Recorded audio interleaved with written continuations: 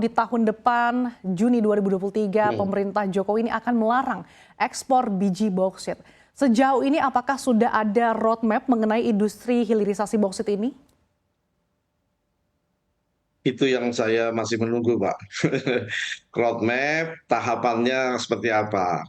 Sebenarnya kan kalau kita lihat ya, perkembangan yang ada terkait regulasi bauksit ini ya, bagian dari mineral, ya. Itu regulasinya sudah ada sejak tahun Juni 2020, Pak, ya, melalui Undang-Undang Nomor 3 tahun 2020 kan diketok Undang-Undang Minerba. Kebetulan saya anggota panja Undang-Undang Minerba itu. Itu pada angka kewajiban membangun smelter dan pelarangan ya ekspor konsentrat ditetapkan angka 3 tahun. Meskipun saya mempertanyakan apa yakin 3 tahun gitu, jangan sampai seperti dulu-dulu undang-undang memutuskan sekian tahun, tiba-tiba pemerintah melanggar gitu kan. Akhirnya waktu itu pihak pemerintah yakin 3 tahun insya Allah bisa. Akhirnya tetaplah 3 tahun. Berarti kan jatuh Juni 2023.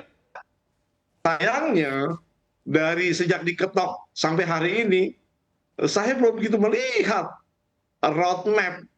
Jangankan untuk bauksit ya, nikel saja masih belum begitu jelas Apa Pak implementasinya yang ya. menyebabkan lambatnya ada roadmap ini? Padahal kan Indonesia kan terus mendorong adanya hilirisasi dengan cara melarang sejumlah bahan mineral. Ya itu persoalannya apa pemerintah ya, harusnya pemerintah yang bisa menjawab. Saya melihat pemerintah nggak serius ini hilirisasi ini. Saya ingat waktu dulu ya, waktu awal-awal periode DPR ini ya, itu kan Kementerian Industri bukan ada di Komisi 7, adanya di Komisi 6. Baru 1 tahun inilah komisi komisi apa ke Kementerian Perindustrian masuk dalam Komisi 7.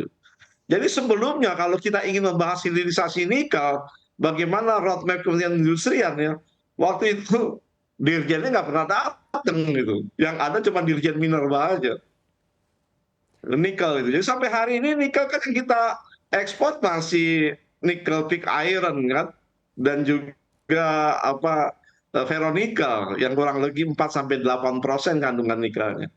Oke, Pak Itu yang Mulyanto, terjadi. Yang kita kalau Anda harapkan kan menilai munculnya bahwa stainless steel.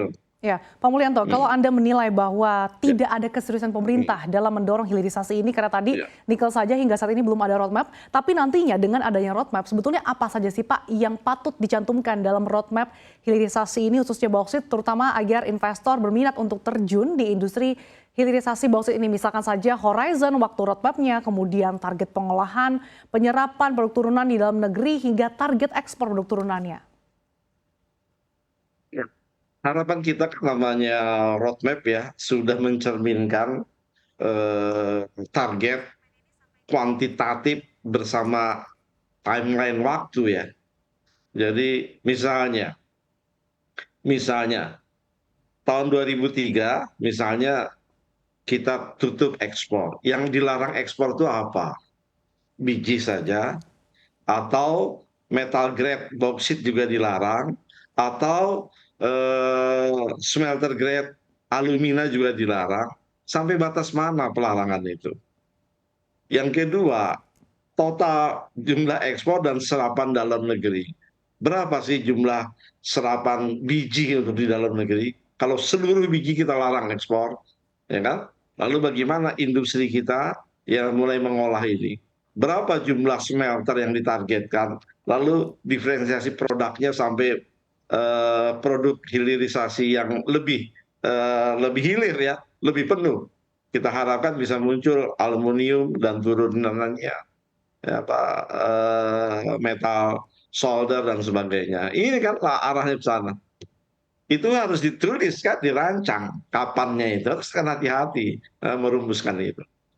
Ini Oke. sampai sejak tahun 2020 dilarang. Udah ada pernyataan nih dalam undang-undang bahwa nanti 2023 ekspor dilarang loh, hilirisasi penuh.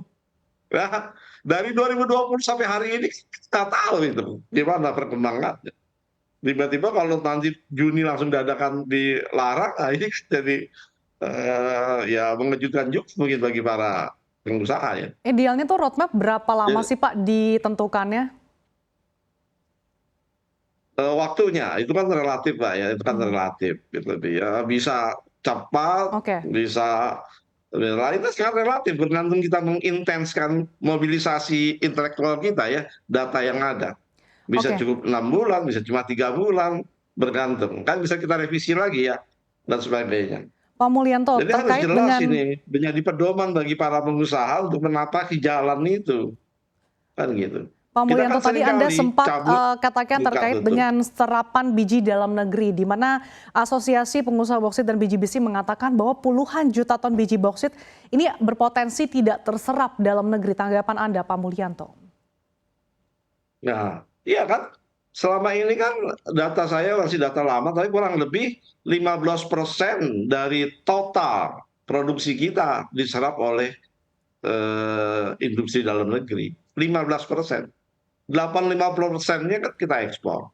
Nah, kalau biji, ya kan, yang 85%-nya diekspor dilarang, nah 85%-nya itu tadi dikalikan dengan jumlah produksi tahun 2022, itu puluhan juta ton. Ya kalau nggak diserap ya kan nganggur aja. Nah, untuk itulah, untuk bisa menyerap produksi kita itulah, bahkan kita diferensiasi produk, maka wajib yang pertama adalah smelternya harus dibangun, kan? Mengubah dari biji menjadi apa metallurgical grade boksit, lalu berlanjut ke smelter grade alumina. Nah, ini Mhm. sekarang kan sudah ada, cuma ada baru berapa ya, tiga smelter apa ya, ditambah yang ngalum satu, yang empat lah. Kalau oversupply nanti dampaknya Nah seperti ini apa dia. Pak, skenario terburuknya? Ya otomatis kan ke nilai ekspor kita drop kan. Ekspor kita nggak ada, nilai ekspornya drop, ya kan. Pekerja tambang juga drop kan. Ya hanya yang bergerak ya yang di dalam negeri saja. Kesak 15%.